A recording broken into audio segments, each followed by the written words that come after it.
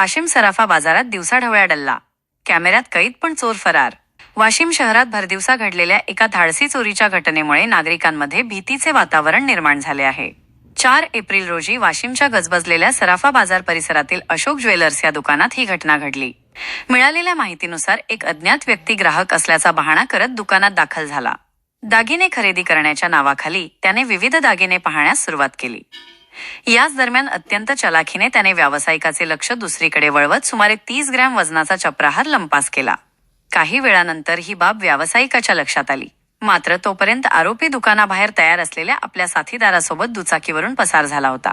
विशेष म्हणजे ही संपूर्ण घटना दुकानातील सीसीटीव्ही कॅमेऱ्यात कैद झाली असून त्या फुटेजच्या आधारे पोलिसांनी तपास सुरू केला आहे.